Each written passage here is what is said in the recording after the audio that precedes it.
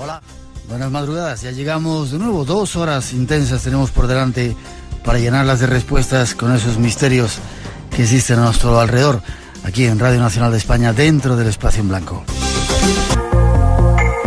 Ahí están partes de nuestras intenciones esta noche y unos cuantos temas más en reserva por si acaso queréis estar con nosotros hasta las 4, las 3 en las Islas Canarias. Y nos toca saludar a un nuevo compañero que se suma al equipo del Espacio en Blanco, viejo conocido, Josep Guijarro.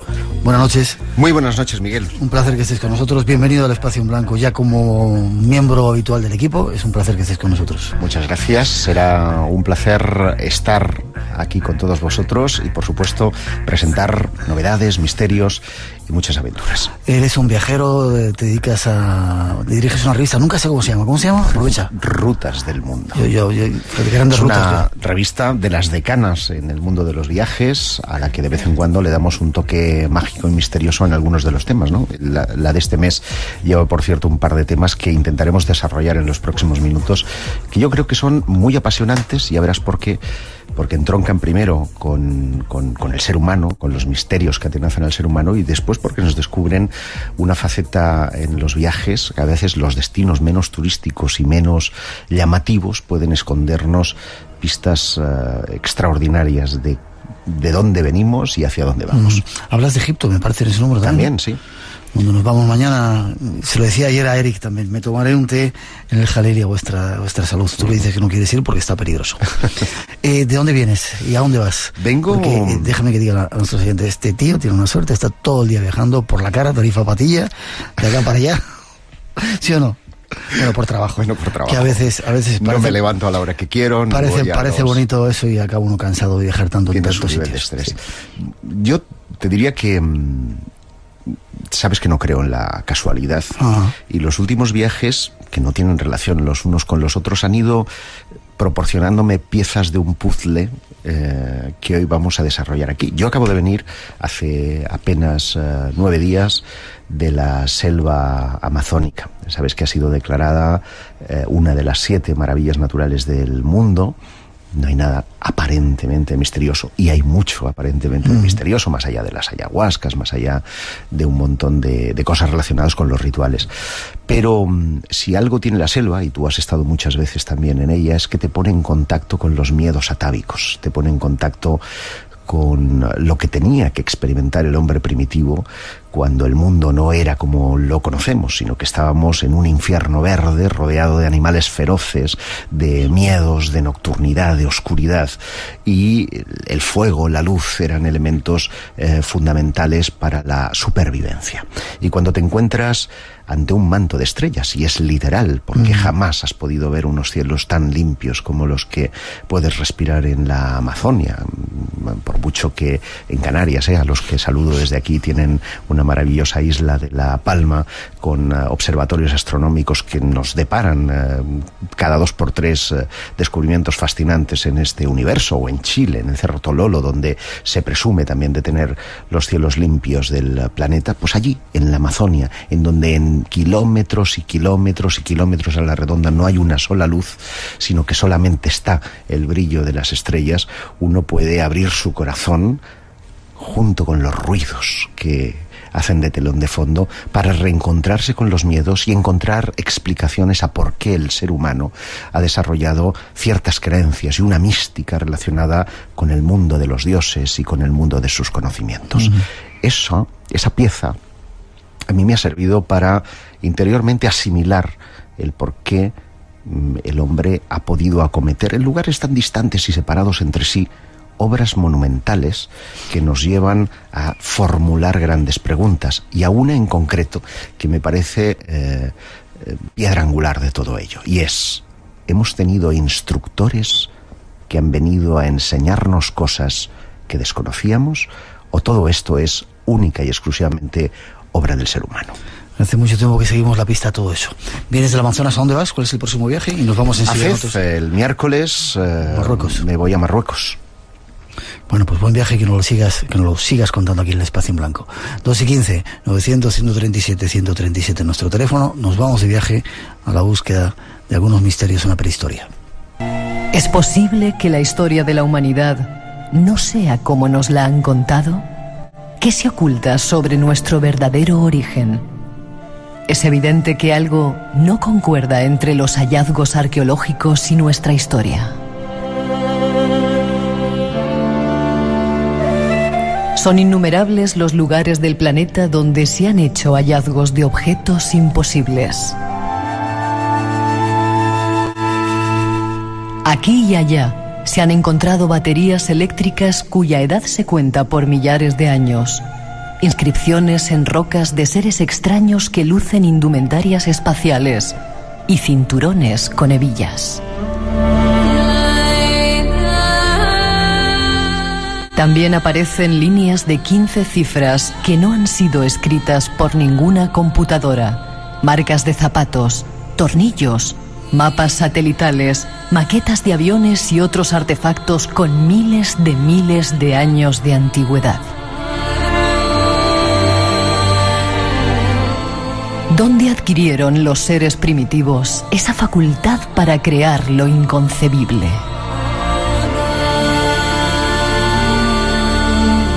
Echemos un vistazo a la prehistoria para tratar de encontrar respuestas.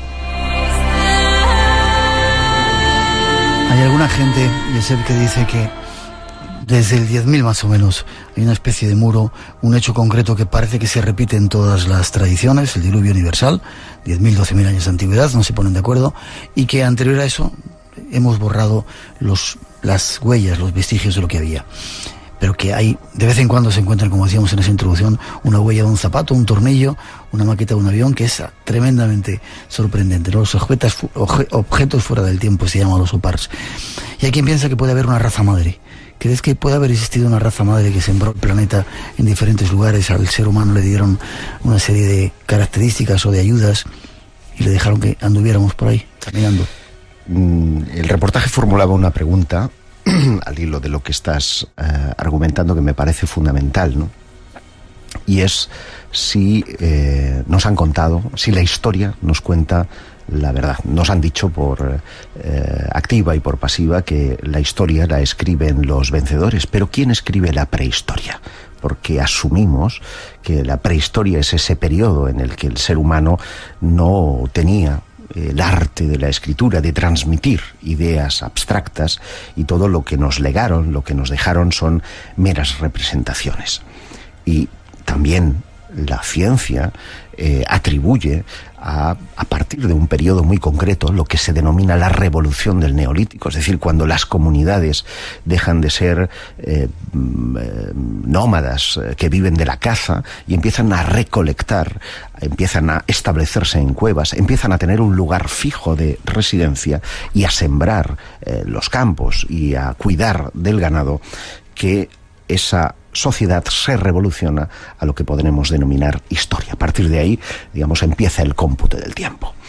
Pero hay objetos, como bien decías, que parecen desafiar toda la lógica de ese procedimiento. No solo podríamos cuestionar si ese Adán y esa Eva tuvieron su nacimiento en un lugar del África y esa primera comunidad emigra hacia el este, pasando por Asia y repoblando todo lo que conoceríamos después como Europa, etcétera, etcétera, y otra parte iría por el estrecho de Bering hasta las Américas, sino que hay elementos y rasgos inclusive antropológicos que nos hacen cuestionar sabiamente esa disquisición.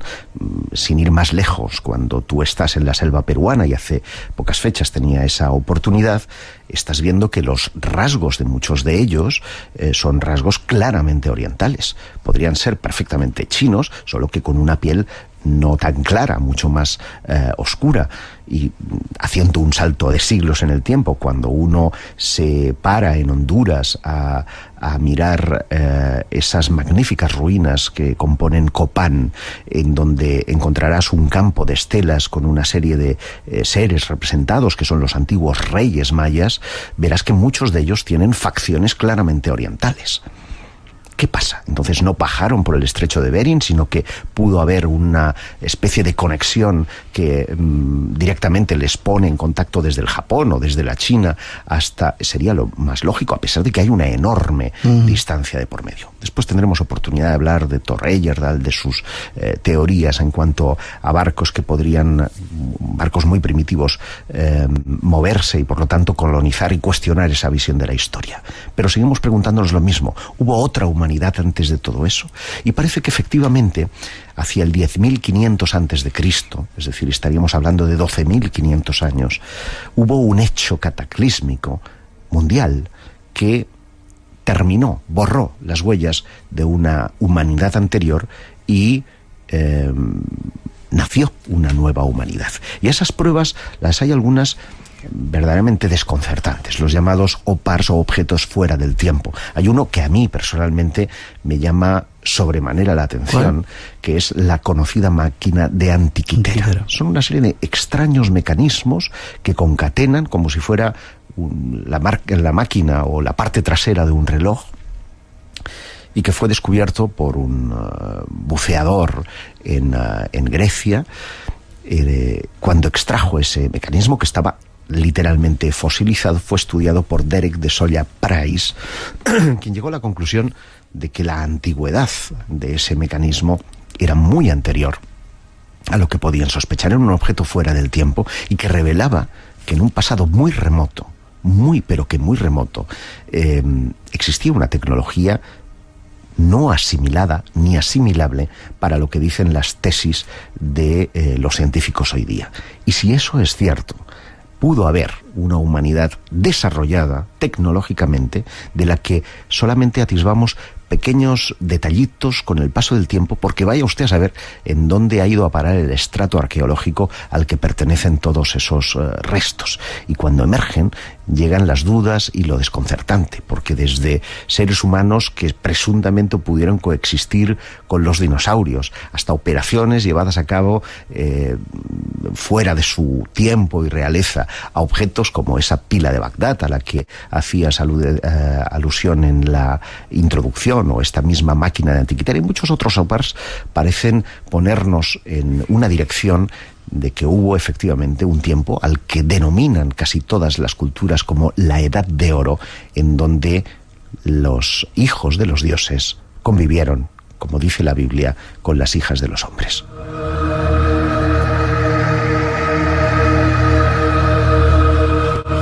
Dos y 23, 1:23 en las Islas Canarias, 900-137-137 nuestro teléfono.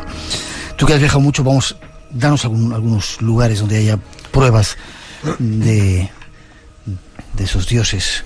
Aunque luego hablaremos mucho, nos vamos a meter en más detalles, pero ¿qué lugar elegirías para...? Como te digo, me siento víctima de la causalidad, ¿no? Porque en muchos de mis viajes no he ido específicamente a buscar pruebas específicas de seres instructores en la antigüedad, pero es después de haberlos visitado y de componer tus vivencias y tus experiencias que empiezas a encontrar puntos de relación. Mira, por ejemplo, y esto es absolutamente desconocido, ni siquiera en Google, en Internet vas a poder encontrar documentación. Visitando un archipiélago de islas que están en el lago Nicaragua, en el mismo país, en Nicaragua, está lo que se conoce como el archipiélago de Solentiname, muy conocido por una canción de los años 70, esa de Cristo ya nació en Palacagüina, explicaba un poco el tema de la revolución sandinista. Bien, ese era el objeto del viaje, pero hablando con las gentes de allí tropecé con dos hallazgos verdaderamente sorprendentes. El primero es una cueva a la que solamente se puede acceder a través de una embarcación, no hay otro camino para llegar, que es conocida como la Cueva del Duende. Tuve oportunidad de adentrarme hasta la misma, está inundada hasta la altura de la cintura, y con la ayuda de una linterna puedes empezar a vislumbrar gráficos muy típicos de la prehistoria, como manos, como signos, rayas y círculos que pueden representar el sol, y seres humanos que están en una actitud de cazar. Algunos animales y un ser al que llaman el duende, cuyo aspecto es verdaderamente fascinante. porque nosotros, que tenemos una cierta cultura ufológica, nos recuerda a esa cabeza grande y ovalada con unos grandes ojos negros y rasgados hasta el exterior. La imagen arquetípica de un EVE, de una entidad biológica extraterrestre. Muy cerca de allí, en otra de las islas del archipiélago, encontramos una serie de piedras que están llenas de unas misteriosas espirales. Esto es en Nicaragua, en América Central. Nos vamos, por ejemplo, a Azerbaiyán. En Azerbaiyán hay un yacimiento conocido como Gobustán, que está situado a escasamente 16 kilómetros de la capital, en Bakú, donde sorprendentemente vamos a encontrar esas mismas espirales que figuran igualmente en los Alpes, que figuran igualmente en el sur de Francia, que figuran igualmente en la cordillera cantábrica, que figuran de forma extraordinaria en Galicia, que lo hacen también en Mallorca. Es decir, esas espirales están en un lado y en el otro del mundo sin que haya habido una transmisión cultural, y esos seres humanos coetáneos en el tiempo han tenido la iluminación de querer expresar una misma cosa a través de un mismo signo. ¿Pero qué? Ese es un tema fascinante que vamos a intentar desarrollar un poquito más adelante, porque antes me gustaría contar que ese ser humano, vamos a ponerlo muy entre comillas, primitivo, había desarrollado toda una serie de conocimientos y creencias que son muy contemporáneos. Me voy ahora a la República Dominicana. Volvemos a Centroamérica. Hay una cueva también algo desconocida. Se llama la Cueva de las Maravillas. Y en su interior podemos encontrar cerca de 500 pinturas rupestres, en donde puedes encontrar figuras como estas que tengo en mi cuaderno. Figuras que muestran lo que llaman el ritual de la reencarnación. Esta cueva fue descubierta en 1926 por Fray Ramón Pané, y en ella se ven unos seres misteriosos que parecen hormigas, otros que tienen cascos y otros que tienen una especie de cuadrado encima de la cabeza, al lado de figuras que parecen barcos que vuelan, como encima de las nubes y al lado del sol. Bueno, podrían ser representaciones, llamémosle, alegóricas. Pero ¿qué pasa cuando esos barcos, cuando esos soles parecen guardar una íntima relación con sus deidades que aparentemente parecen figurar o provenir del cielo? Y eso fue algo que me llamó poderosamente la atención de un lugar en el que ahora sí vamos a intentar profundizar un poquito más. Estaríamos seguramente en la construcción más antigua elaborada por el ser humano, datada en 5.500 años antes de Cristo, por lo tanto, anterior a las pirámides egipcias, a las que vas a visitar muy prontito, y anteriores también al conocido Stonehenge de Gran Bretaña. Hablo de Newgrange, un túmulo, porque ese es el nombre que le da la ciencia oficial, descubierta en 1699 por Edward Luit, y que este hombre, atendiendo a lo que decían los lugareños, por trocitos de cerámica y otras muestras y objetos que encontraban en los alrededores, penetra en lo que no te llamaría jamás la atención, porque es una especie de colina que está situada, y como 3 colinitas muy cercanas la una con la otra. Después de sortear una enorme losa llena de esas espirales que antes te mencionaba, penetra en un largo túnel de unos 18 metros de longitud hasta un espacio que se bifurca en 3, como si fuera una cruz. Pero Cristo aún no había nacido. Quiero también subrayar ese hecho. Esa cruz está orientada en el eje este-oeste, y ocurre un fenómeno verdaderamente singular. El amanecer del día 21 de diciembre, por lo tanto del solsticio de invierno, un rayo penetra por una pequeña abertura que está situada encima de esa puertecilla tapiada con esas grandes losas espirales, empieza a recorrer el suelo y ilumina una pequeña cámara en la que se encuentran otras 2 grandes espirales, una que se abre hacia el exterior y la otra que se cierra hacia el interior. ¿Qué representan esas espirales? ¿Qué representa el túmulo de Newgrange? La ciencia nos dice que eran tumbas, pero no se han hallado jamás restos humanos en su interior. Lo único que se encontraron son algunas cenizas que probablemente pertenezcan a seres humanos que fueron incinerados fuera, porque no hay ninguna huella de humo en el interior. Y fíjate qué curioso, estamos hablando de una construcción de hace 5.500 años, no ha entrado ni una sola gota de agua, y en Irlanda llueve todos los días, y a lo largo de todo este tiempo solamente se han roto 2 losas. Es decir, a pesar de tratarse de una tecnología entre comillas, de nuevo, primitiva, el ser humano hoy día tendría dificultades no solo para eso, sino para trasladar inclusive el material del que están hechos estos misteriosos túmulos. 2:31, 1:31 en las Islas Canarias. Con los primeros datos de este viaje que queremos hacer, insistimos en el teléfono 900-137-137. Seguimos de viaje. Ahora tú creas tu propio menú, con una carta que incluye miles de programas de televisión española y de Radio Nacional. De lunes a viernes en Radio Nacional. Para que elijas a tu gusto la información, los deportes, las series y el entretenimiento. Ahí fuera hay todo un universo desconocido esperándote. Ven con nosotros a descubrirlo. Los fines de semana, de 2 a 4, en la madrugada del sábado y del domingo. Espacio en Blanco, en Radio Nacional, con Miguel Blanco. Conecta con nosotros. El misterio te espera.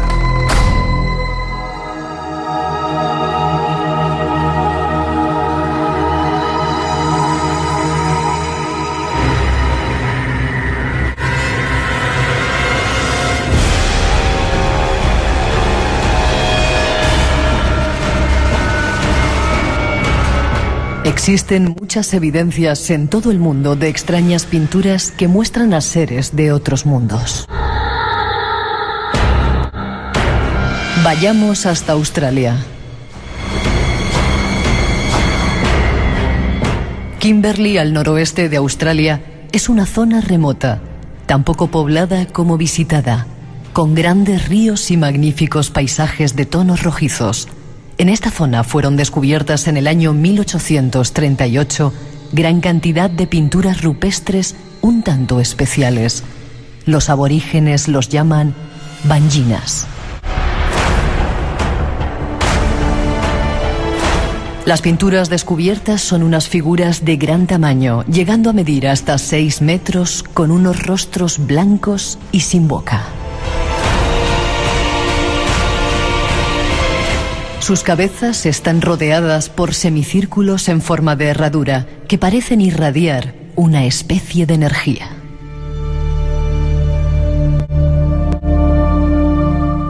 Los aborígenes dan a estas figuras el nombre de banginas y aseguran que no fueron realizadas por sus antepasados, sino que fueron hechas por los propios seres a los que representan, cuando estos descendieron a la Tierra en tiempos muy antiguos.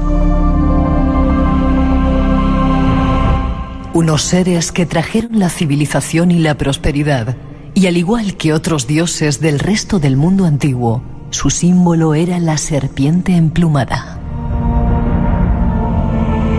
Y no son las únicas pruebas de extrañas visitas de los cielos. Hay muchas más. Nuestro invitado nos cuenta. Qué curioso esto de Australia, ¿verdad? Los banginas. Esa es una de las asignaturas pendientes todavía, viajar ahí, o sea que tenemos que hacerlo juntos. Hay que ir a hacerlo, sí, señor. ¿Querías terminar de hablar de sí, porque, lugar, ¿no? Claro, dicho tal como lo he explicado, pues dices, bueno, el hombre primitivo en Irlanda pues ha construido una historia que astronómicamente no sabemos cómo ni por qué encaja perfectamente con el solsticio, qué tecnología pudieron utilizar para que ese engranaje coincidiera perfectamente a lo largo del tiempo y qué importancia podía tener el sol o la luz en un momento determinado. Pero ¿quién construyó todo eso? Porque sabemos que los celtas no llegaron hasta hace 500 años a Irlanda. ¿Quién había antes que los celtas que pudieran erigir? ¿Qué civilización perdida pudo poner en marcha esas grandes estructuras, algunas de las cuales están todavía por descubrir? Hay muchos montículos todavía en los campos del centro oeste de Irlanda que nos deparan muchas sorpresas. La tradición nos habla de los llamados Tuatha de Danann, Y esos Tuatha de Danann habían venido a través de nubes negras que volaban por los cielos. Mejor dicho, hablaban de barcos sobre nubes negras que volaban por los cielos. Esto a mí me llama poderosamente la atención, porque ¿quién podía volar hace 5.500 años sino los dioses? Luego, los dioses o los Tuatha de Danann podrían ser lo que hoy denominamos ovnis y por lo tanto extraterrestres. ¿Y por qué esa especie de fijación mundial por el tema de las espirales? Durante la locución hablábamos con Vicente acerca de que este mismo año se han detectado algunos círculos en el sur de Inglaterra con esa sugerente forma de espiral, a la que los científicos, es importante señalarlo, no tienen todavía una noción clara de qué puede significar. Lo que yo sí he constatado cuando regresé de este viaje, intentando bucear en qué podía significar la espiral para el hombre primitivo, se me ocurrió lo que haría cualquiera: poner en Google espirales prehistóricas. Y en la búsqueda, lo primero que me salió es una fotografía. Y esa fotografía no tenía nada que ver con la prehistoria. Era de 2009, de un fenómeno luminoso que había acontecido en el cielo nocturno de Noruega. Vosotros sabéis que la explicación que se dio para ese extraño fenómeno es que se trataba de un misil balístico lanzado por Rusia, por la antigua iba a decir la antigua URSS, pero bueno, es Rusia, y que habría cometido un fallo y habría su combustión generado una espiral. Esto no nos es ajeno tampoco a los españoles. Recordaréis todos en el año 1976 un acontecimiento que fue titulado en la prensa como el incidente Galdar, en el que el resplandor inundó los cielos del archipiélago canario y dio lugar a un expediente muy importante militar en el que una fragata del ejército español, la fragata Atrevida, yo tuve oportunidad de conocer personalmente al teniente coronel Dolph Espejo, que fue testigo de aquellos acontecimientos, y después un doctor, el doctor Padrón, desde tierra, habría vinculado esa observación de esa espiral en el cielo y de esa luminosidad en el cielo con la visión de una especie de, vamos a decir, media sandía transparente, en la que dos seres gigantes estaban en su interior. Podemos vincular, por lo tanto, extraterrestres con esas espirales. Vamos a dejar Noruega. La siguiente búsqueda fue meteorología, espirales, porque me pregunté, ¿va a haber algún fenómeno meteorológico que pueda explicar las espirales en el cielo? Y curiosamente salieron varios vídeos en YouTube, que invito a los oyentes del Espacio en Blanco puedan efectuar la búsqueda o lo hagan a través de la web mía de los 32 rumbos, donde está compilado esa relación, en la que encontrarán diversos fenómenos en Canadá, ya lo diré, ahora se me ha ido el santo al cielo. Bueno, en varios países del mundo y en fechas, en China, por ejemplo, y en varias fechas distintas, en donde se ven fenómenos extraños en el firmamento que dibujan espirales en el firmamento. Pero claro, no todo el mundo estaban realizando pruebas balísticas los rusos. Luego puede haber un extraño fenómeno, no sé si natural o extraterrestre, que pueda estar vinculado con esas espirales. Y si es así, ¿podían pensar los hombres primitivos, podía pensar el hombre prehistórico que esos dioses a lo mejor venían a castigarlos? Porque hay algo muy extraño en todas esas pinturas. Muchas de esas espirales aparecen al lado de escenas o de caza o de algo parecido, porque lo que podríamos decir es que se ven antílopes y cabras delante de seres humanos que se dirigen a las montañas. Podríamos decir que cuando veas espirales en el cielo, hagas lo que hacen los animales, es decir, huir a las montañas. ¿Podían estar avisándonos de algún acontecimiento futuro, para su futuro o para el nuestro, quién sabe, que tenía que acontecer cuando hayan señales en el firmamento?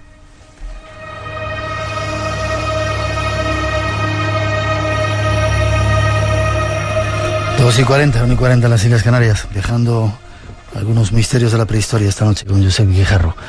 ¿Qué otros lugares? ¿Ya te has quedado ya? Me he quedado a gusto ya con esto. Vámonos a otro lugar, si quieres, donde haya algunos símbolos. Fíjate que ha hablado de seres de altos en esa visión de los años 70 del doctor Padrón en las Islas Canarias. me han traído a la mente una aventura reciente vivida en Azerbaiyán. Precisamente tú recordarás que la última vez que estuve aquí en el Espacio en Blanco madrugaba para marchar al día siguiente a Bakú. Bueno, el país me pareció impresionante, muy desconocido, y discurrió por términos bastante normales hasta llegar a un pueblecito que está situado en el Cáucaso, en la cordillera que separa de Rusia, y en donde, en una iglesia de estructura, ellos dicen albanesa, pero realmente es estructura armenia. Lo que pasa es que existe un conflicto político entre Armenia y Azerbaiyán que hace que todas las cosas armenias no existan, pero bueno, hay que decirlo en honor a la verdad. Y esa pequeña iglesia, que se llama Iglesia de Nish, muy, muy cerca de un pueblecito que se llama Shaki, despertó mi interés así como de golpe tras conocer a la directora de esa iglesia. La iglesia no recibe culto en la actualidad, sino que es un museo de tipo antropológico, básicamente porque hace unos años recibió la visita del difunto Thor Heyerdahl, al que ya hemos mencionado. Heyerdahl es un antropólogo, era un antropólogo noruego. Lo hemos entrevistado algunas veces. Que se ha distinguido precisamente por intentar comprobar que las antiguas civilizaciones tenían a su alcance tecnología muy básica, pero mucho ingenio para poder acometer gestas y conquistas muy importantes. Y él intentó probar que con una simple balsa de juncos se podía cruzar el océano Atlántico, y esto podría explicar el hallazgo de algunos objetos fuera del tiempo en la costa americana y que pertenecerían a África. Pues bien, Heyerdahl es invitado. Entonces no era todavía Azerbaiyán una república independiente, sino que pertenecía a la antigua Unión de Repúblicas Socialistas Soviéticas, a pronunciar una conferencia sobre sus teorías en la Academia de Ciencias de Moscú. Y allí hace amistad con un tipo que le habla de un yacimiento al que hice alusión al principio del programa. Me refiero al yacimiento de Gobustan, porque él dice haber visto en ese yacimiento unos misteriosos barcos. Y Thor Heyerdahl, aprovechando esa amistad con este hombre, hace varias gestiones gubernamentales para que le inviten posteriormente a una primera prospección. Y en esa primera prospección él se queda patidifuso, porque lo que ve en ese yacimiento, que tiene grabados de hace 10.000 años hasta el siglo I de nuestra era, es una serie de barcos con esa característica proa que hemos visto todos en las representaciones vikingas, con los circulitos de los escudos colocados en un lado y los remos, y una serie de seres a los que él llama chamanes, con unos extraños cascos con cuernos situados encima de esos barcos. Y él dice, esto tiene que ver con una antigua gesta que es descrita en edad medieval y que es de nombre impronunciable, no me lo hagas decir a mí, que dice que los dioses, que Odín y los dioses escandinavos habrían nacido en una tierra lejana y que estaría ubicada precisamente en esa zona sur del Cáucaso. Claro, eso para él es un hallazgo sorprendente, pide permisos al gobierno para llevar a cabo una investigación oficial y paralelamente inicia una serie de gestiones con el gobierno noruego, que a la postre es quien pagará la investigación, incluso en la actualidad, para desarrollar la tesis de que la cuna de Odín está precisamente en ese lugar del mapa. ¿Y qué encuentra? Cuando llega a ese pequeño lugar cercano a Shaki, a esa iglesia de Nish, encuentra una cripta con restos óseos de 2,30 metros de alturas. De 2,30 metros. La talla de esos seres habituales en el Cáucaso no pasa de 1,60 metro de altura. ¿Quiénes eran esos gigantes de Nish? Entra en contacto con nosotros. 900-137-137. Espacio en Blanco, en Radio Nacional de España, con Miguel Blanco. 2:46, 1:46 en las Islas Canarias. Es curioso porque en algunos relatos de la Biblia dice que los dioses eligieron a las hijas de los hombres, mantuvieron con ellas relaciones y de ahí nació esa raza de gigantes que pobló la tierra durante un tiempo. Pero llegó el diluvio y acabó con todos ellos y con todos los restos o todas las huellas que habían dejado, ¿no? Qué curioso como parece que la historia se va componiendo como si fuera un puzzle, ¿no? Con todos estos datos nuevos. Sí, y estoy pensando ahora que estás relatando esa historia... Pero no estamos hablando de extraterrestres, yo te sigo. No, ni yo, es decir, quiero ir a parar a una reflexión. Yo no puedo, creo que nadie puede ni tiene pruebas suficientes para afirmar categóricamente que en un pasado remoto el ser humano ha sido instruido por una raza de seres extraterrestres. No lo sé. Para mí es una hipótesis tan palpable como la ciencia infusa de que Dios haya sido capaz de cambiar algo en el funcionamiento del cerebro humano para que se desarrolle la inteligencia, que es uno de los grandes enigmas de la ciencia. Es decir, cómo damos el paso de seres animales a seres pensantes. Y eso, por mucho dedo hábil que uno desarrolle, por muchas historias que pretendidamente se nos han querido influir, nos queda ese eslaboncito pendiente de encontrar una explicación satisfactoria. ¿Cómo nace la inteligencia? Pero sí es curioso que desde el Popol Vuh, el libro de los mayas, hasta otros libros sagrados, se nos relata precisamente la llegada de unos seres venidos desde las estrellas, porque eso es literalmente lo que dicen, que crean al hombre a su imagen y semejanza y que durante un tiempo conviven con ellos y tienen hijos con ellos. De esa raza cruzada, digamos, nacen los primeros reyes. Cuando hablamos de linajes o de sangre azul y de todas esas cosas que no dejan de ser mitología, porque si alguien pincha un rey, pues pincha rojo, no pincha azul, tienen que ver precisamente con esas primeras leyendas y que distinguían a una casta dominante de otra. Y igualmente, y algo que es fascinante, cómo nacen al hilo de esos contactos lo que llamamos sociedades secretas en la antigüedad. Las castas de los sacerdotes son los que custodian el saber. Es decir, cuando se habla de Osiris, que es un instructor para los egipcios, y esa es una constante que encontramos en muchas civilizaciones, se les enseña a sembrar el trigo. El trigo, como lo conocemos, no existe en la naturaleza. Existe un proceso para obtenerlo. Y ese proceso es relatado por Osiris, como es relatado, aún no recuerdo el nombre del dios maya, pero es relatado en todas y cada una de las civilizaciones del orbe mundial. No es llamativo que sin una transmisión, sin un teléfono móvil, sin un internet, sin un camino a caballo, sin un andado, seres muy distantes en kilómetros unos de los otros lleguen a los mismos símbolos y a las mismas conclusiones, a sembrar las mismas cosas y a obtener los mismos frutos, a mirar a las estrellas del mismo modo sin que se lo hayan transmitido. Alguien, algo, lo que sea, tuvo que dar el conocimiento. Seguimos adelante. Hay una introducción más que nos va a dar algunos datos de esta historia que esta noche estamos tratando de componer con nuestro invitado y compañero Josep Guijarro.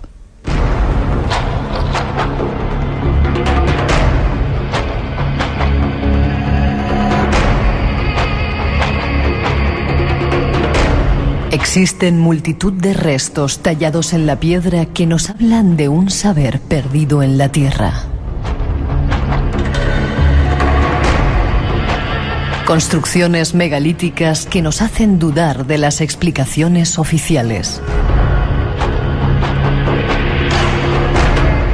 Durante 200 siglos ininterrumpidos, casi entre el año 30.000 a.C. y el 10.000 a.C., es decir, en la era paleolítica o edad de piedra, floreció una brillante civilización en la región de la Europa continental, que en nuestros días correspondería al sudeste de Francia y a la España cantábrica.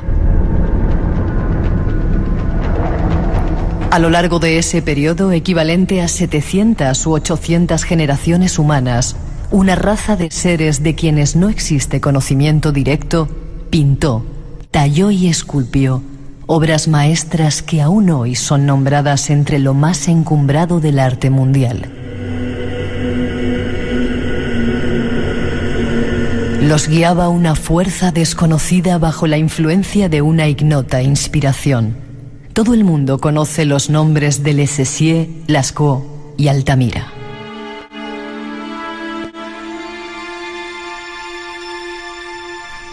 Lo que pocos conocen es que entre las rocas, aquella ignota civilización dejó restos no solo de animales, sino de algo más: ovnis. Y no es el único ejemplo. En otros muchos yacimientos se han encontrado restos de construcciones misteriosas cuyo origen desconocemos. ¿Para qué se tallaron? ¿Para qué servían? ¿Qué trataron de dejarnos impreso en la roca nuestros antepasados? Nuestro invitado nos trae respuestas. Es lo que buscamos últimamente, en la última época del espacio en blanco, en esta última etapa. Es curioso. Pero ¿no? qué más quisiera yo, que dártelas, no sé si las tengo. Bueno, algunas tienes. Es curioso porque yo no sabía que en Lascaux, en Altamira y en otros lugares, y quien escribía parte de esto era Jacques Vallée, un importante investigador, mostraban, junto a esas imágenes típicas del toro, etcétera, etcétera, figuras de espirales y de extraños objetos que podían ser claramente un ovni. Qué curioso. Sí, son figuras que pertenecen al periodo magdaleniense y en las que intervino muy de cerca el conocido ufólogo, considerado durante mucho tiempo el número uno en ufología en todo el mundo, que es Jacques Vallée, este hombre que ha trabajado para la Agencia Espacial Norteamericana, la NASA, y que, recogiendo su testigo del trabajo que él hizo en las cuevas de Lascaux, en el sur de Francia, recuperó a Antonio Rivera para aplicarlo a las cuevas del mismo periodo que se distribuyen por la cordillera cantábrica. Y merece la pena poner el acento en que, junto a escenas que son representativas de la vida cotidiana, hay otras que los historiadores consideran pues abstracciones, cuando no hay abstracción, cuando todo lo demás es representativo, y que sin embargo nos están mostrando objetos volantes no identificados. Cuando uno explora los trabajos que en los años 20 se efectuaron sobre el desierto del Tassili, en donde se encontraron en Argelia una serie de grabados también sobre las piedras mostrando a lo que fue denominado como el gran dios marciano, uno no puede por más que sobrecogerse al ver representados cascos, al ver representados platillos volantes, al ver representados ondas y formas que no se corresponden con nada conocido y que está al lado de escenas tradicionales de caza. ¿A qué estaban rindiendo culto? ¿Quiénes eran esos misteriosos seres? Y luego la locución, el reportaje extraordinario, como siempre, todos los que se preparan en Espacio en Blanco, ha puesto un ejemplo sobre el que a mí me gustaría también ahondar un poquito, y hace referencia a esa civilización que presuntamente aborda y acoge una parte de nuestra cultura, la cordillera cantábrica, que coge Francia, que coge por supuesto también el sur. Cuando digo Francia me refiero fundamentalmente a Bretaña y Normandía, y que coge fundamentalmente el lugar donde aparecen muchos de esos círculos en Inglaterra, y me refiero a lo que fue conocido como la Liguria. Yo he de confesar que no había escuchado. No, nada que ver con Italia. Es una civilización perdida sobre la que nos pone el acento un misterioso personaje que es Louis Charpentier en un libro que se llama El misterio de los gigantes. Es una cultura que nos lega algo que después recogerán los celtas posteriormente y incorporarán a su corpus de creencias, la creencia en Lugh, esa raíz Lugh que vemos en ciudades como Lugo, por ejemplo. Podríamos citar muchos que están en el norte de la cordillera cantábrica, vienen de una raíz, de una civilización perdida, de esa Liguria, que nada tiene que ver con Italia, quiero poner ese acento, que nos ha dejado monumentos megalíticos extraordinarios. Es decir, generalmente cuando vamos a ver menhires a Francia decimos los galos. Pues no, cuidado.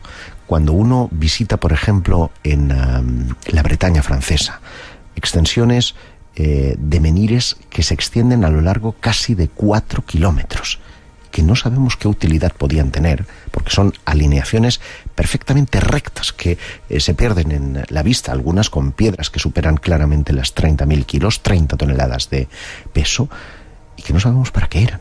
¿Autopistas? ¿Para quién? ¿Señales de aterrizaje? ¿Para quiénes? Alineaciones astronómicas, algunas, no todas. Algunas piedras, como la que está en Le Mennec, por ejemplo, es de una altura extraordinaria, y dicen, bueno, esto podía estar representando el culto al falo, el culto al pene por el tema de la fertilidad. Con perdón iba a decir, y una polla. ¿Por qué no puede ser? Es decir, porque hay demasiadas cosas que nos llevan y nos ponen en conexión precisamente con ese misterio atávico de la astronomía y la Tierra, con esa serpiente celeste, con la influencia de los astros que decían los antiguos, y con esa serpiente terrestre, las corrientes telúricas que también recogen esas mismas fuentes. Y es muy curioso, porque esas energías tienen que ver con los flujos energéticos de la Tierra. Mover un menhir de sitio, nos dice Charpentier en este libro, puede hacer que las mareas cambien de forma extraordinaria. ¿Sí? Claro, y eso es verdaderamente fascinante, porque el conocimiento antiguo es un conocimiento tecnológico del que aún hoy no tenemos ni la mitad de idea. Y no te llama la atención un minuto antes, que tenemos que hacer una mínima pausa. Cuando viajas por muchos lugares y ves construcciones como Sacsayhuamán, por ejemplo, o Ollantaytambo en Perú, y luego la comparas con el templo de la Esfinge, que a mí me llama mucho la atención en Egipto, el tipo de piedra, el tipo de tallado es exactamente igual. Parecen milimétricos, ¿verdad? Como calcados. Curioso, claro, es a ese tipo de conocimiento el que a uno le llama la atención. Es que tuvieron el mismo arquitecto, ingeniero en todos los lados, que les dijo, no, es que los bloques hay que cortarlos así, hay que ensamblarlos así, es que no hay argamasa, es que no hay nada, y sin embargo encajan milimétricamente. Es desde luego un conocimiento que nos supera, aunque yo entiendo que el ser humano contribuyó y puso en marcha esas obras, es más que probable que alguien les contara cómo tenía que hacerlas. Hola, buenas madrugadas, llegamos, es tiempo de misterios. Y esta noche desde Barcelona, en esta noche mágica y especial en la que se abre este mundo y el otro, ya estamos dispuestos para vivirlos.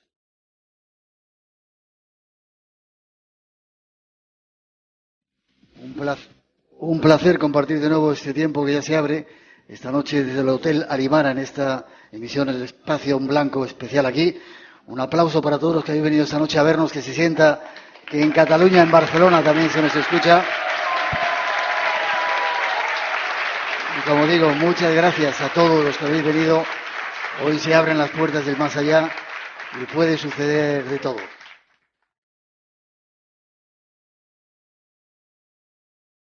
Y al comienzo los saludos y la cordial bienvenida en nombre de todo el equipo que esta noche se encarga de realizar el programa aquí en Barcelona, en la parte técnica, Joan Melero, Tristán Quintana y Alejo del Peral. Y en Madrid nuestros compañeros Elena Trapero, Rubén de Felipe, Pablo López y Picu, los técnicos que se encargan esta noche de controlar este mágico sonido. Y además el habitual equipo de nuestro programa, Rosa Rodríguez en la locución y producción, Natalia Sotillos en la realización y coordinación y Miguel Blanco que os habla. Es un placer para todos nosotros estar aquí en Cataluña. Hacía mucho tiempo que no veníamos por aquí. El EG me dice que nos escuchan y sin embargo hay muchos oyentes, amigos que han venido a vernos. Las gracias a todos.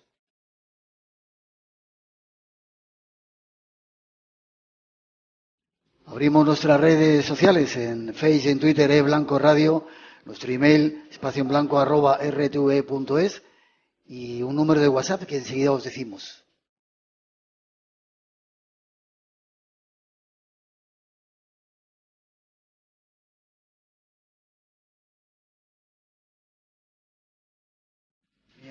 Mientras tanto, el motivo de estar aquí es la celebración del segundo congreso, ahora os decimos ese número de WhatsApp, que controla Ramón Álvarez, nuestro compañero aquí en Barcelona.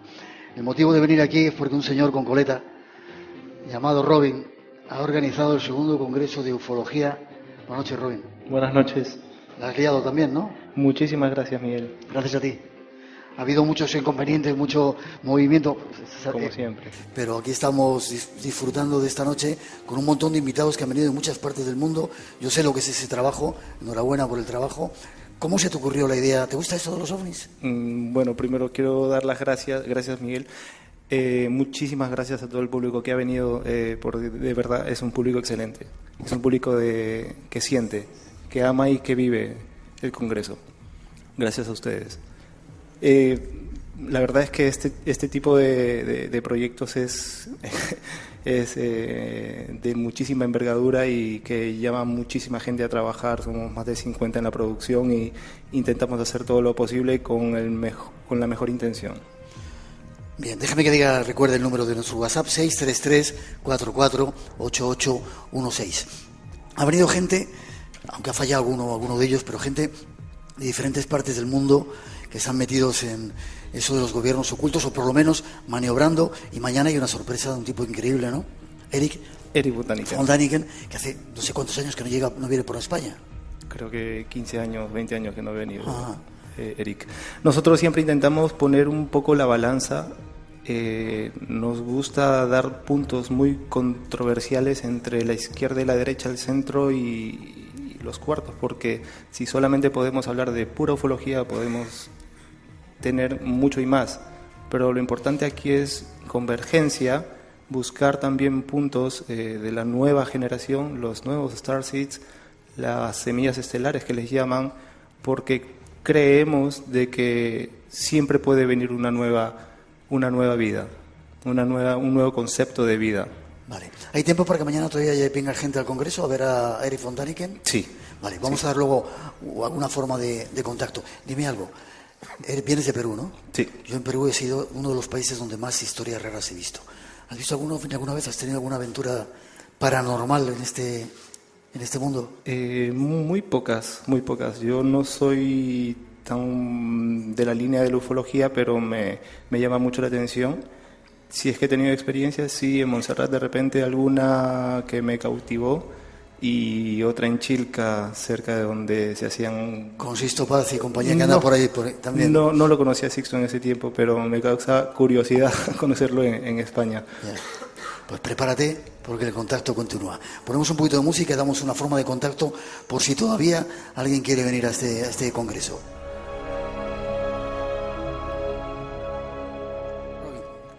Robin, dime página web o cómo pueden venir. ¿O venir directamente aquí, Hotel Alimara, que vengan aquí? Directamente a Alimara, aquí todavía tenemos espacio para algún público y nosotros con las puertas abiertas. ¿Quién viene mañana? ¿Quién falta? Mañana tenemos, Josep.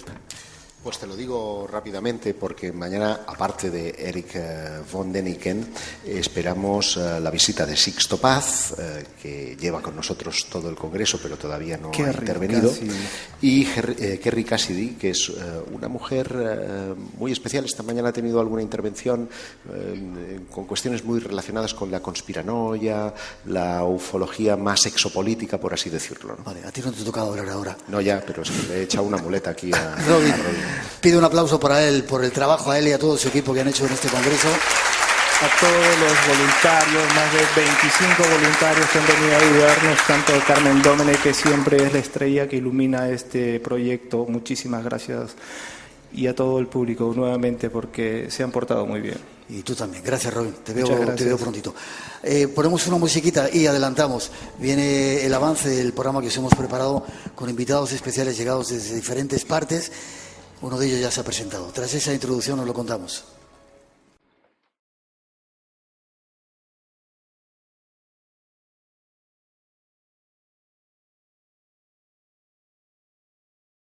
Esta noche tenemos un programa muy especial.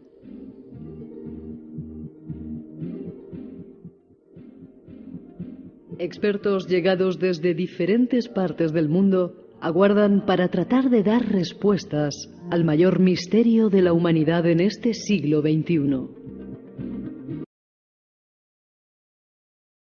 Hemos titulado el programa El Contacto. Y tras él vamos a ir, buscando información sobre ello. Tendremos especialistas hablando de aliens ancestrales, esos dioses que pasearon por la Tierra en un tiempo lejano. Llegará otro invitado para mostrar la revelación. Múltiples informaciones, secretos que al parecer esconden los gobiernos del mundo.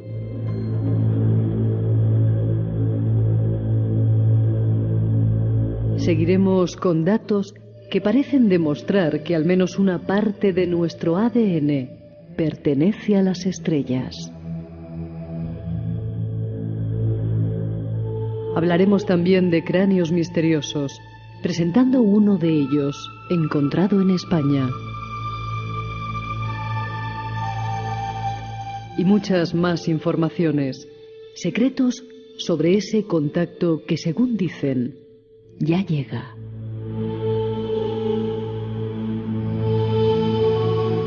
Estas son las intenciones de esta noche. Programa especial desde Barcelona, lleno de enigmas e incógnitas por descubrir.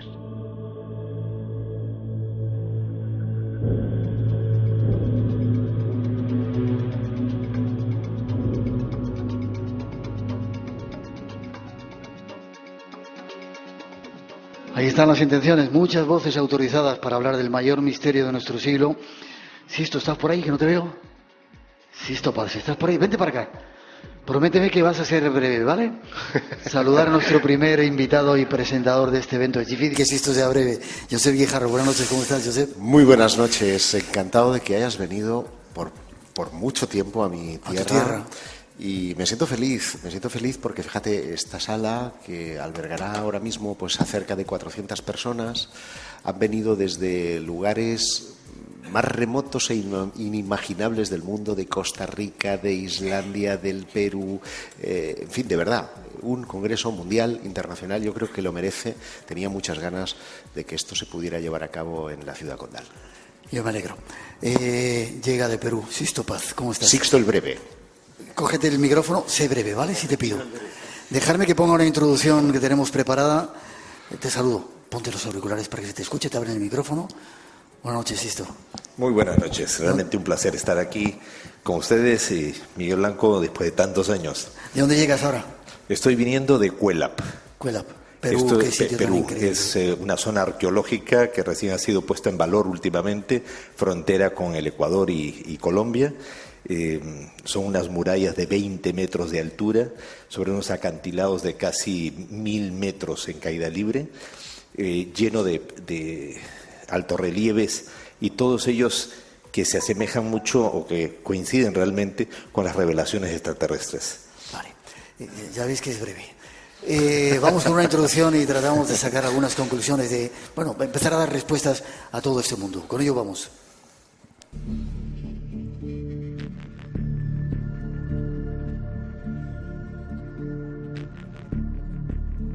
Existen corrientes de información que aseguran que los extraterrestres han estado y están entre nosotros en la Tierra.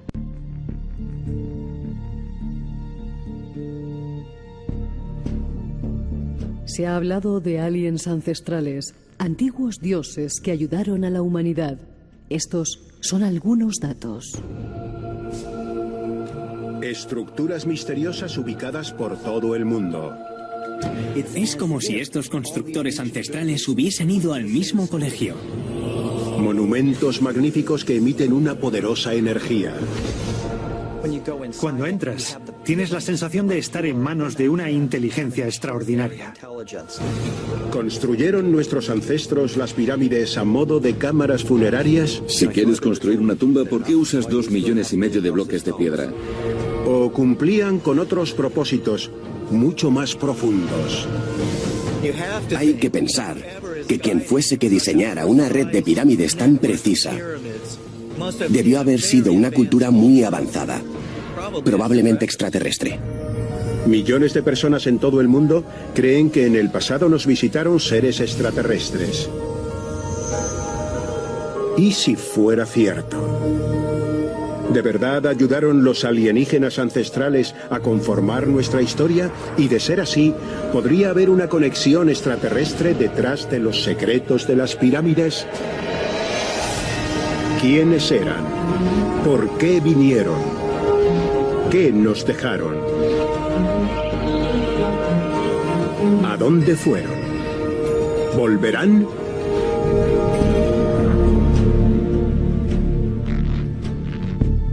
Son muchas las preguntas que suscita el tema. Esta noche trataremos de dar respuestas.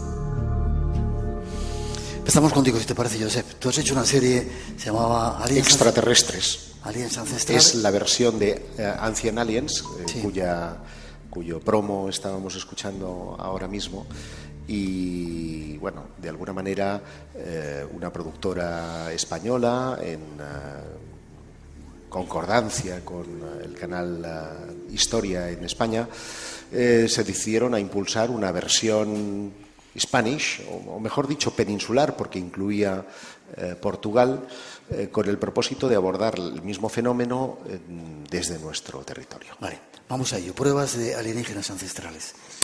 Breve, porque tenemos en España o en el mundo, porque claro, si no voy a transformarme en Pepe el Breve, porque necesitaría tanto tiempo como Sixto. Pero es verdad que dentro de la historia hay, muchas evidencias de un legado ancestral que parece remitirnos a que unos instructores vinieron y nos dieron unos conocimientos que se comparten. Y esto lo prueba, por ejemplo, el hecho de que se hayan encontrado en lugares tan alejados como puede ser Europa y América inscripciones que utilizan el mismo código para referirse a elementos estelares, a hitos astronómicos. Por ejemplo, estoy pensando en los indios Hopi, que retratan la explosión de una hipotética supernova, así lo dicen los arqueólogos, que tuvo lugar en un momento determinado en la historia, y como la datación permite saber qué ocurría en Europa en ese mismo tiempo, pues resulta que tanto en Valcamónica, en Italia, como en Outeiro dos Lameiros, en Galicia, encontramos la misma representación. Y te dices, caramba, curioso, ¿verdad? Han encerrado en un mismo gráfico un mismo concepto que supuestamente es la explosión de una supernova. Cuando tú te enfrentas a ese hecho de que sin una transmisión cultural simbolicen del mismo modo las mismas cosas, es que alguien ha tenido que venir a enseñárselo. Y si ese alguien no es un viajero del tiempo, necesariamente tiene que ser uno de nuestros primos de las estrellas. Y hay quien dice que son dioses que nos han estado visitando, que han incluso materializado construcciones como las pirámides, como veíamos en esa introducción, que son muy semejantes en muchas partes del mundo. A ver, que sean dioses es que fueron tomados como dioses, pero oye, también tomaron como dioses los americanos a los conquistadores españoles, y de dioses teníamos más bien poco, ¿no? Quiero decirte que es evidente que una cosa es la interpretación que se haga de un acontecimiento. Seguramente si los fenómenos que experimentó en los años 70 y que dieron lugar a su experiencia de contacto, en el caso de Sixto, en Chilca, los hubieran interpretado a principios del siglo XX o, si tú quieres, a finales del siglo XVIII o XIX, no se hubieran interpretado como ovnis, se hubieran sido hechos sobrenaturales, hubieran sido un fenómeno de Dios, un santo, una virgen que hubiera descendido en algo luminoso y les dio una prueba de su existencia. Es decir, que el contexto cultural hace mucho en la interpretación que nosotros queremos darle. Eso por un lado. Por el otro, las pirámides fueron construidas por extraterrestres. Vamos, yo digo eso ahora mismo y me caen palos de todas partes, ¿no? Yo no pienso que las construyeran los extraterrestres, pero sí pienso que no la construyeron los egipcios, la Gran Pirámide, sino que esa Gran Pirámide fue reutilizada por los egipcios porque se remonta a una humanidad ancestral, y esa humanidad ancestral no sé si podía tener alguna vinculación. Es decir, para mí las pirámides no son tumbas, para mí las pirámides son hitos. Hay construcciones que no se hacen para los hombres, se hacen para los dioses. Tú cuando pones un rosetón a 15 metros de altura, no la haces para que lo contemplen los peregrinos que entran a una catedral, la estás haciendo directamente para Dios.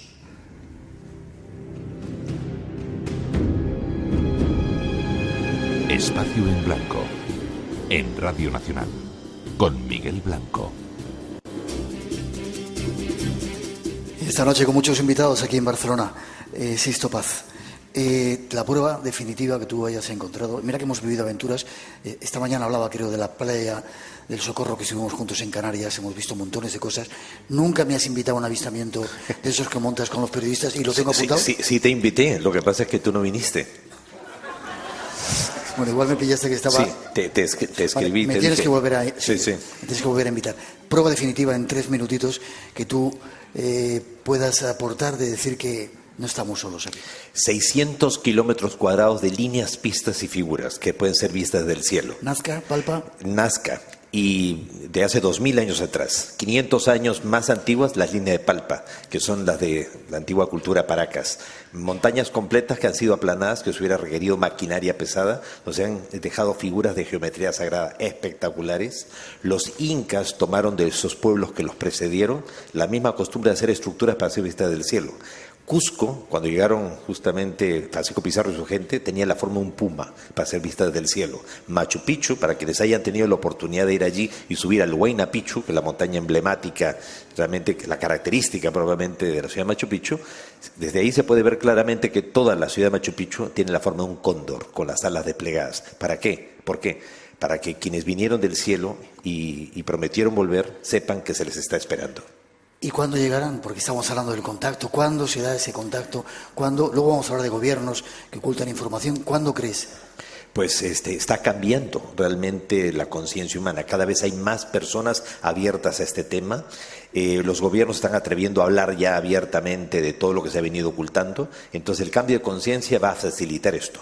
Recordemos que los mayas profetizaron justamente en el Códice de los Eclipses, en el Códice de Dresde, que ocurriría un eclipse el 11 de julio de 1991, que ocurrió tal cual, sobre la Ciudad de México, apareció un ovni, fue videograbado por cantidad de gente, y ese eclipse, según los mayas, marcaría el retorno de los señores de las estrellas. A partir de ese momento se inició la oleada ovni más impresionante que se haya registrado sobre el país alguno, fue sobre México, porque México es como un vórtice, un portal por el cual a través de él tiene que empezar la gran movida.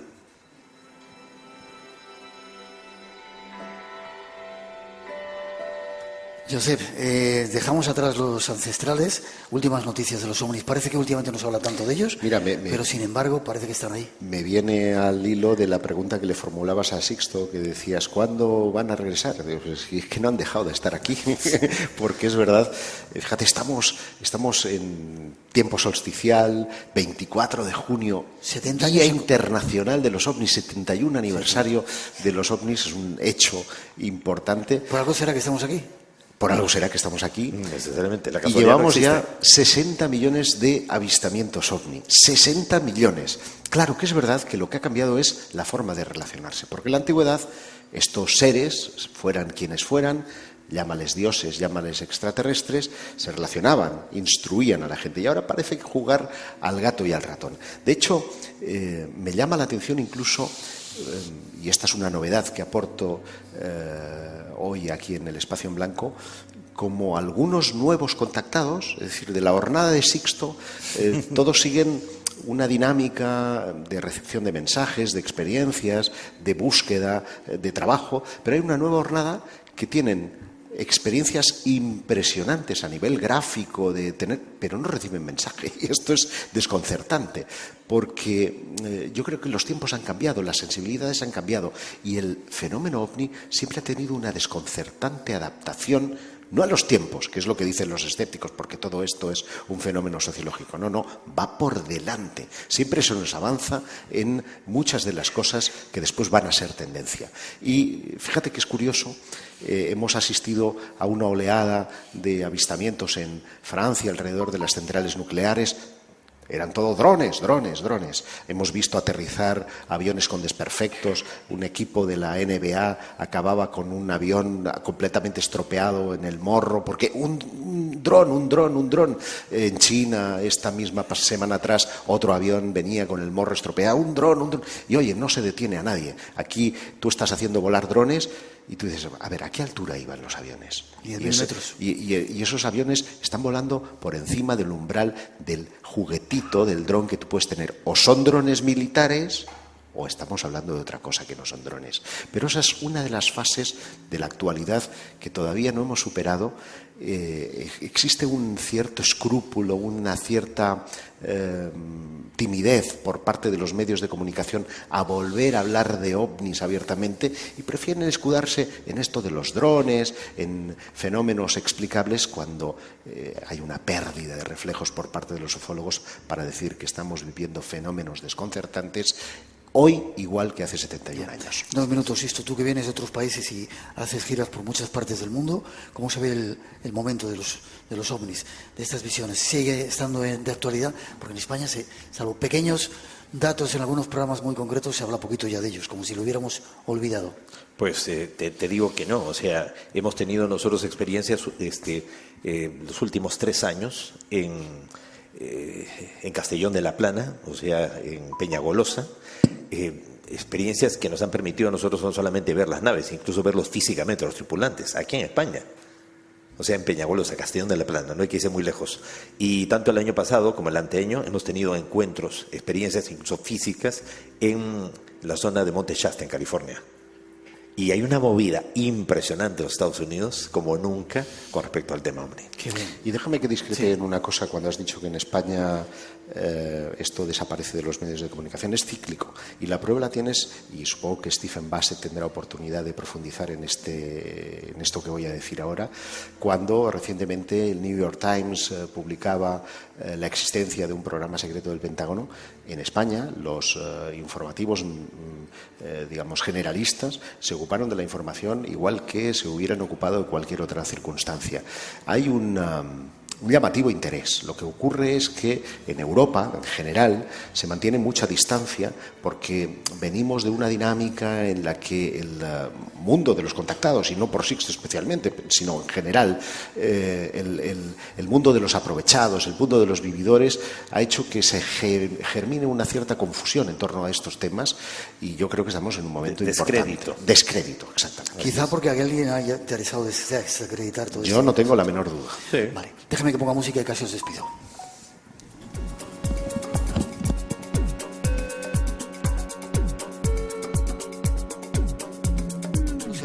Ponte los auriculares, esto. Forma de contacto contigo, no te vayas. Primero, que sigamos viviendo aventuras en Canarias como hemos vivido, que me invites y pueda ir a uno de esos avistamientos previa cita en cualquier parte del mundo. La última semana de julio, Monte Shasta, California. Última semana de Te va a salir caro la aventura. Estoy viajando hacia Indonesia. Es que no nos ponemos de acuerdo. Lo mismo me dijiste la vez pasada, que sí. Te ibas a Camboya, creo. La vez pasada. Pero sí te hice la invitación. Ahora, sixtopaswells@gmail.com, y en el WhatsApp, el símbolo más 51 9912 95 201.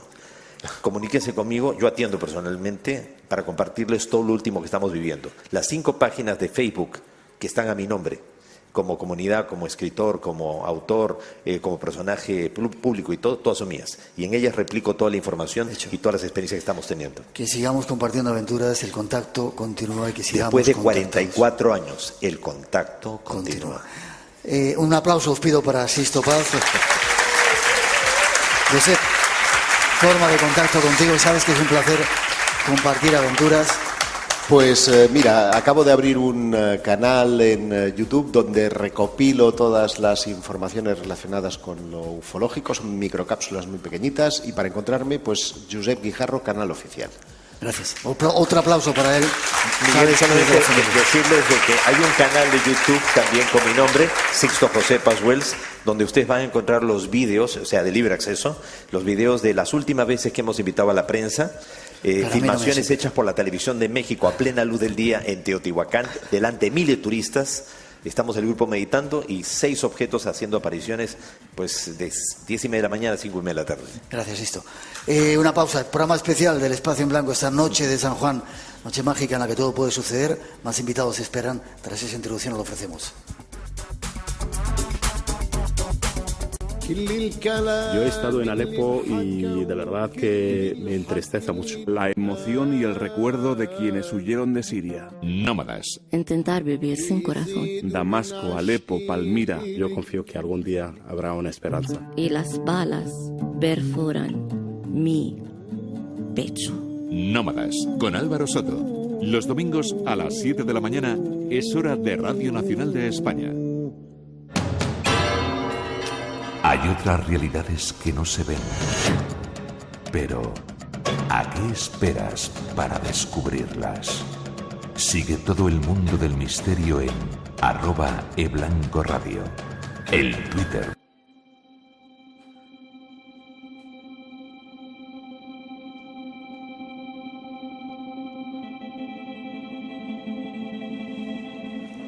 Y seguimos con más temas. Nuevos invitados se acercan a nuestra mesa. Buscamos evidencias de nuestro pasado extraterrestre. Daniel Muñoz. Señor. Buenas noches. Aquí andamos, poniéndome sombrero. ¿Cómo estamos? Y mira, es un poco raro el sombrero encima de los audífonos, así que hoy no va sombrero. Mejor quítatelo, sí, mejor quítatelo. Con Daniel Muñoz nos conocimos, decíamos ahora, en Capilla del Monte. Hemos estado en montones de aventuras. Un placer que estés aquí de nuevo. ¿Ahora estás en México? Estoy en México, bueno, tú sabes que me estoy moviendo constantemente y estoy viviendo mi último mes en Cuernavaca, la ciudad de la eterna primavera, que me alojó durante un cuarto de siglo. Y ahora comienzo mi vida en Ciudad Juárez, Chihuahua, en la frontera con los Estados Unidos, con El Paso, justo por la nueva fase de mi vida que estoy viviendo y que no sé si ya te enteraste, pero me han hecho salir del armario. Sí. Ahora me lo cuentas. Déjame que salude. Iván Martínez, buenas noches, Iván. Hola, buenas noches. Una de las nuevas promesas del mundo del misterio. Andas por ahí, te veo en algunos YouTube o no sé por dónde. Sí, muchos vídeos por la red. Bueno, déjame que ponga una introducción y nos contáis algo de vuestras experiencias. Tú hablas del ADN que parece que nos lo injertaron algunos seres de por ahí.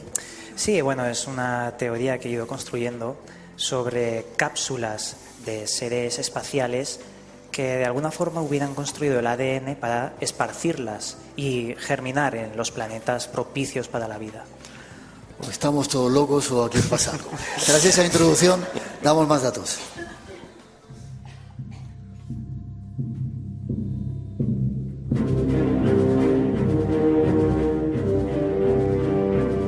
Nuevos invitados se acercan a nosotros.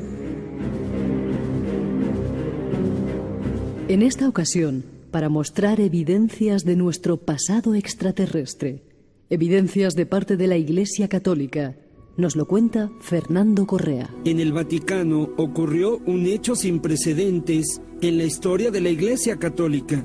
Se presentó el primer coloquio de conferencias sobre astrobiología para tratar el tema de la vida extraterrestre en la antigua residencia papal de la Casina Pío IV, en la Academia Pontificia, en donde el director del Observatorio del Vaticano, el padre jesuita José Gabriel Funes, planteó la pregunta y aseguró ante los científicos que tiene sentido buscar vida extraterrestre. Dados los recientes descubrimientos astronómicos, Funes consideró que es totalmente posible que exista la vida en otros planetas y agregó que estamos muy cerca de descubrir formas de vida extraterrestre. El padre Funes enfatizó que no excluye la posibilidad de que algún día el hombre logre contactar con seres inteligentes de otros planetas.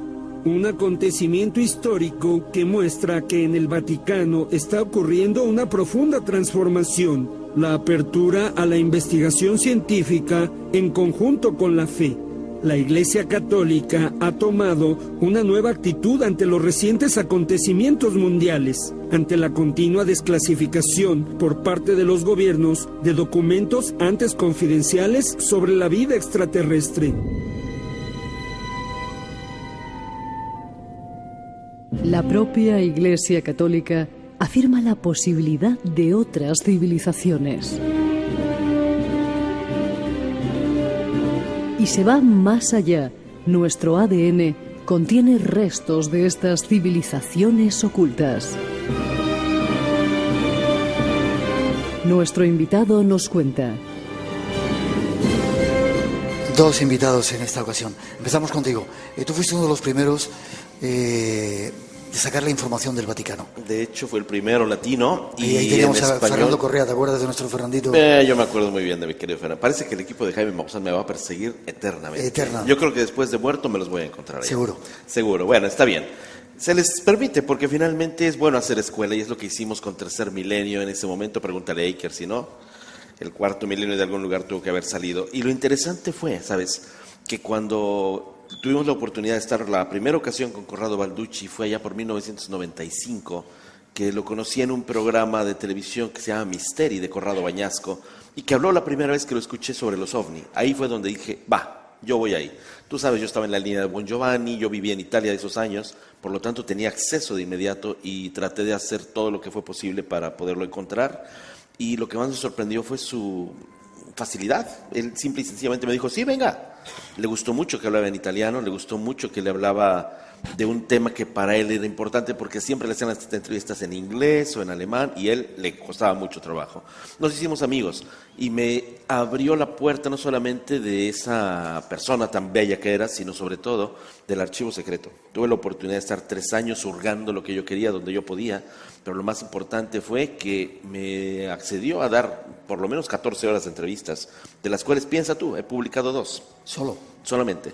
Tengo una gran cantidad de cosas que me dijo Monseñor Balducci y accedí pues a una gran cantidad de personas dentro del Vaticano, a todo el colegio cardenalicio, al mismo Papa Juan Pablo II entonces, y pues desde luego a Ratzinger, que en ese entonces era el prefecto de la Congregación para la Doctrina de la Fe, y era sobre el tema de los ovnis, que era lo más importante. ¿Qué decían? Obviamente tenían una cortina muy bien hecha de humo diciendo que esto no era cierto, que era absurdo y que además era malo y que eran cuestiones del diablo. Cuando en el fondo me pidieron que les diera conferencias sobre el tema. Me pidieron que les hablara sobre la posibilidad de que ellos fueran nuestros creadores y de todo lo que yo tenía, que tú sabes, yo me traigo la escuela de Eugenio Siragusa detrás. Empecé a estructurar todo lo que tuve la oportunidad de, con tanta investigación en tantos países del mundo, recopilando, pudimos armar algo muy interesante y fue la primera institución a la que le di la conferencia sobre el origen del hombre, con clave extraterrestre, a la iglesia, y esto pues obviamente a puerta cerrada, y tú te podrás imaginar cardenales, algunos de ellos con sus señoras y toda la cosa, entonces era muy interesante el nivel, muy interesante el nivel. Me callo.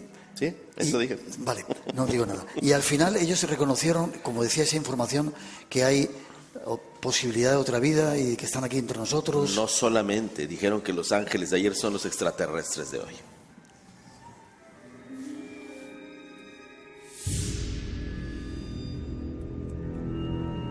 Los ángeles de ayer, los extraterrestres. Yo estoy escuchando una música por ahí, no sé si serán... Iván, luego tú dices también que creo que mañana vais a hablar de todo ello, o habéis hablado ya, que parte de nuestro ADN no es únicamente un ADN terrestre, sino tiene algo que ver también con... ¿Decías que hay cápsulas o que han mandado cápsulas?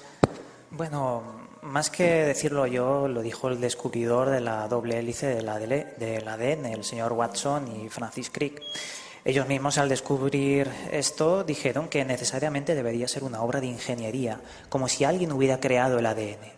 Y claro, me puse a investigar a raíz de estas declaraciones y vi que hay unas minas en África, las minas de Kersdorp, que cuando estuvieron excavando en una capa, en un estrato de 23 millones de años, encontraron unas pequeñitas esferas, unas 200, que tenían una pequeña ranura y una circunferencia a estas piedras.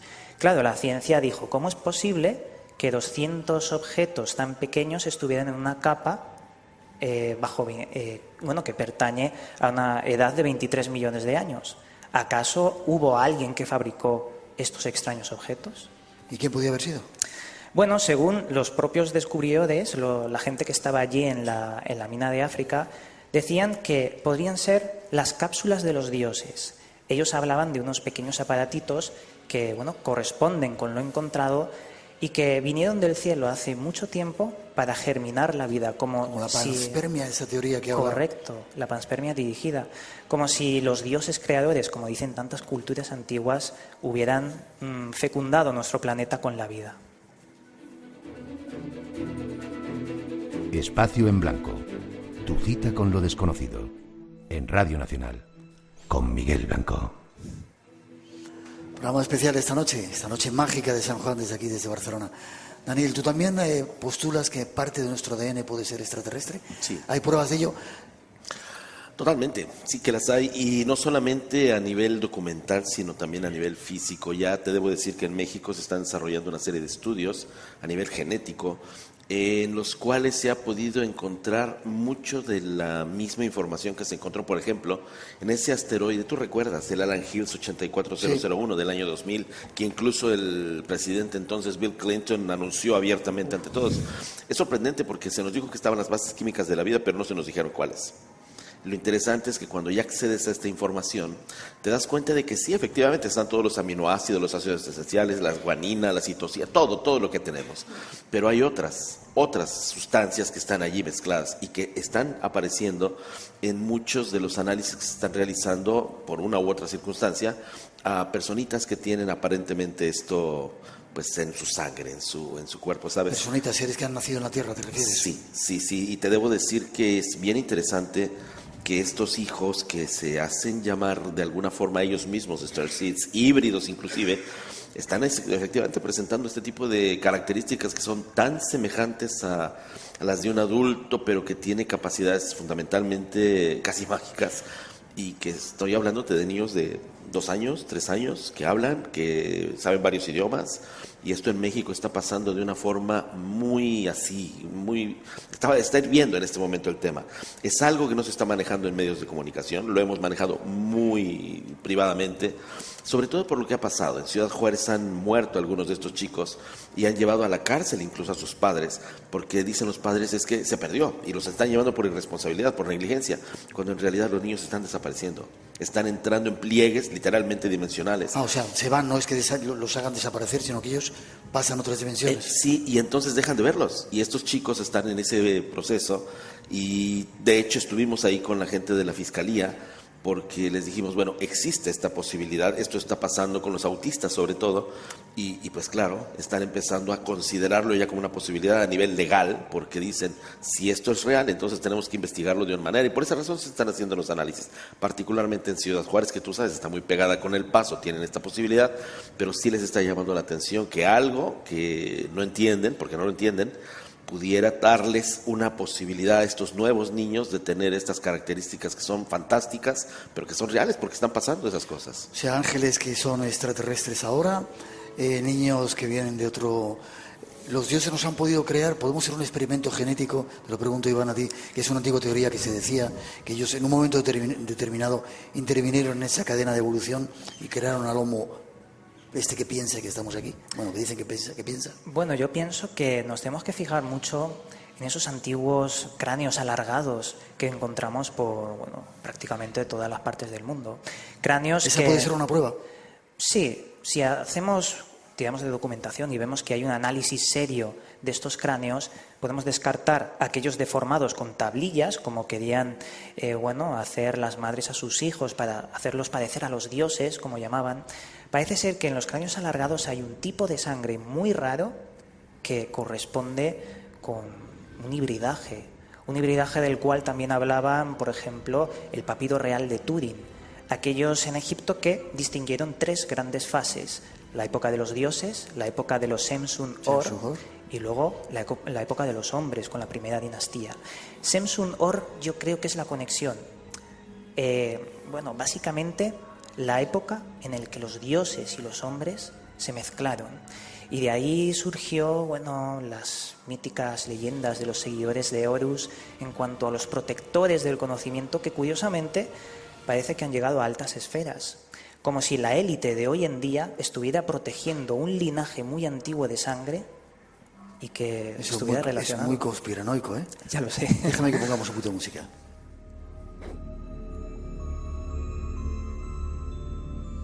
No nos queda mucho tiempo. Explícanos eso. Esa teoría de los... ¿Cómo se llaman?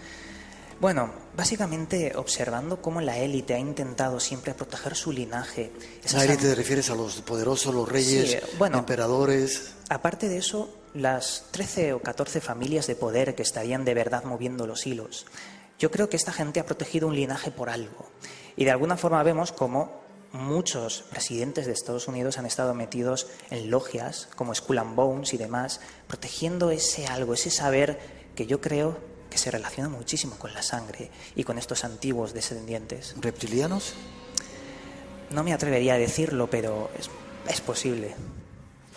¿Nos estamos volviendo locos todos, Daniel? Y más locos nos vamos a quedar si pensamos que eso podría estarse repitiendo en estos tiempos. Es decir, no el hecho de que estén ocultándolo, sino que estuvieran volviendo a hibridar. Y de eso tengo serias pruebas de que está pasando. Por favor, cuéntanos. Bueno, ya te lo digo, este proceso que se está dando ahora que, tú lo sabes, tú lo supiste, esto no lo decía yo nunca porque tú sabes que es muy difícil llevar una vida de periodista y después de juez y parte, ¿no? Y ahora me han pedido que abra la boca y que... ¿Has salido del armario? Totalmente. Cuéntanos. Totalmente. Si esto Confiésate pasó, con nosotros, hermano. Y ya, ni modo, ya, lo tendré que decir. Desde la edad de 7 años vivo no solamente un encuentro, una relación muy amistosa con estos seres de las estrellas. ¿Qué me dices? Sí, 43 años de mi vida prácticamente he vivido esto. Y es solamente en el último tiempo, te estoy hablando del mes de noviembre, que empezaron a ser muy insistentes con esto, y recibo esta cantidad de mensajes como toda la vida, pero ahora es de una manera que lo puedo demostrar. Yo nunca, tú lo sabes, un periodista tiene que demostrar lo que dice. Sí. Y hoy puedo hacerlo y tengo estas grabaciones, estos encuentros, estos cientos de testigos que les ha tocado ver cuando digo, bueno, no digo yo, cuando ellos dicen, porque lo dicen ellos, no soy yo que lo dice, a través de un mensaje de WhatsApp, ¿sabes? Utilizan la tecnología mucho. Sí, y te mensajes dicen, de WhatsApp. Sí, increíble. Es que, mira, cómo se ríe él, pero ahora que le pase verás cómo cambia.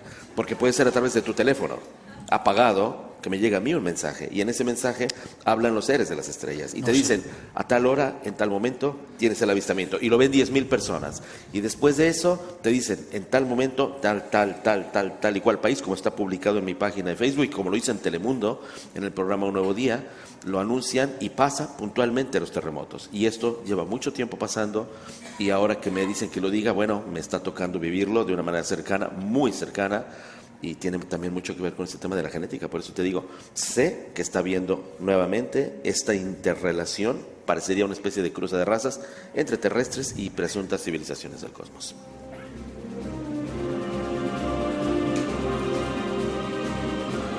Cuéntame un poquito más de dónde viene esa gente con la que te comunicas. Básicamente esta civilización son pleyadianos también, y me ha tocado vivir relación con seres bien interesantes de otros universos. Hablan de universos por números, dices, es la mejor forma que puedes entenderlo. O sea, más que darle un nombre, vamos a darle un número, una cifra. Y fíjate que esto es muy interesante, tiene mucha connotación, mucha correlación. ¿Te acuerdas del caso de Billy Mayer? Sí. Bueno, hazte de cuenta que estoy tomando una especie de estafeta después de eso, y que pues son prácticamente los mismos, Y hay algo que tengo ahí guardado que te lo voy a hacer como una primicia. Dime. ¿Tú recuerdas a este cantante mexicano que falleció hace un año y algo, Juan Gabriel? Sí, claro. Bueno, gran amigo. Él vivió este contacto con ellos también. ¿Sí? Por eso estoy viajando a Ciudad Juárez, ese centro holístico que se llama Sembiase. Él hizo, en realidad no era un centro holístico, era una escuela que él hizo para ayudar a los niños desposeídos, sin casa, sin nada, y les enseñaba música, les daban de comer, y era una escuela muy connotada. Bueno, ese centro se llamaba justamente así, Sembiase. Él se volvió vegetariano, él empezó a hacer muchas cosas en relación con todo esto, y a mí me lo dijo. A raíz de tener un contacto con esos seres. Con Sembiase. Por esa razón le llamaba Sembiase. Y de ahí, bueno, una gran cantidad de sus composiciones tienen que ver con estos seres. Yo llevo más de un año de hacer investigación, tengo los testigos, le estoy por presentar. Y creo que va a ser bien interesante aprender a entender las canciones que este hombre habló, con un mensaje que no se parece, pero para nada, a una canción romántica, pero mucho un mensaje de las estrellas. Iván, te toca a ti. Yo estoy un poco cansado de escuchar historias de ovnis, de contactados, pruebas. ¿En qué basáis eso? ¿Qué dices? Eso del linaje, eso de las cápsulas, por favor. Vale. Podemos hablar de, el factor RH negativo, AB. AB negativo, hay varias personas en el planeta que lo tienen, claro que sí, pero es el 0,45%. Realmente es un factor bastante pequeño en comparación. Pero es extraño encontrarlo siempre en los reyes, mejor dicho que faraones, porque ahí también hay un debate, de Egipto. ¿Cómo es posible que los reyes gobernantes de Egipto fueran AB negativo cuando el pueblo de Egipto comúnmente era O positivo? De ahí se puede sacar un estudio de cómo luego coinciden con estos presidentes de los que antes os estaba hablando, y más que presidentes, aquellos que están detrás controlando todo esto. AB negativo yo creo que es una de las partes que nos pueden conectar con este misterio tan antiguo. Sí, y hay muchos aquí entre nosotros. Bueno, un 0,45, a pesar de que suena una cifra muy poca, la verdad es que en comparación con los millones de personas que hay en el planeta, sí que podemos encontrar a gente AB negativo. Pero estaría muy bien hacer ese análisis retrospectivo del ADN, las generaciones, los ancestros, y ver de verdad si coinciden con lo que estamos hablando. Sería muy interesante. Y eso que cuentas supone un gobierno, una serie de personas que son los que ahora están controlando, no solamente los gobiernos que elegimos teóricamente democráticamente, sino los que están en la sombra. Sí, yo creo que el mundo lo controlan 13 familias de poder. Podemos mencionar Rothschild, Rockefeller, podemos mencionar aquellos que siempre han controlado los dos bandos en las guerras anteriores. ¿Hay dos bandos? Bueno, sí, siempre hay dos bandos en las guerras. Y yo creo que, de alguna forma, son aquellos los que mueven realmente el mundo, la banca. Y estas familias controlan todo el dinero del mundo. Lo apuntamos. Daniel, casi a punto de terminar. Sí. Mensaje. ¿Qué resumen podrías hacer tú de ese mensaje de tu salida del armario, de ese contacto que acabas de decir que tienes con ellos? Que era lo natural, que tenía que pasar tarde o temprano y que esto definitivamente va a ser un paso a seguir por muchas personas. Me llama mucho la atención, te lo dije, el equipo de Jaime Maussan me sigue mucho. Curiosamente, otro que salió del armario fue Johanan Díaz, curiosamente. También es contactado, ya sabes, todo eso. Y después se van a volver terapeutas. ¿No será que os estáis volviendo locos? Yo creo que sí, lo suficiente como para poder descubrir que hay un Dios que vive dentro de nosotros. Y mi querido Miguel, creo que en este momento, por primera vez, estoy viendo algo muy consistente, muy congruente, y que te está invitando no a fanatizarte ni a adorar, sino a descubrir esa divinidad que llevas dentro. Es lo que más me encanta, me ha gustado mucho, y sobre todo me están inundando de pruebas que ahora ya estoy poniendo en una muy interesante recopilación y que sin duda alguna vas a estar ahí. Yo también te voy a llamar, espero que puedas venir, y si no, vengo yo a buscarte y te las traigo. Amén, así sea. Será. Nos vamos. Forma de contacto con vosotros. ¿Y para cuándo ese contacto? ¿Para cuándo podemos enterarnos de todo este maremágnum en el que estamos, Iván? Desde tu punto de vista, que estás ahí metido en ese nuevo mundo que es Internet.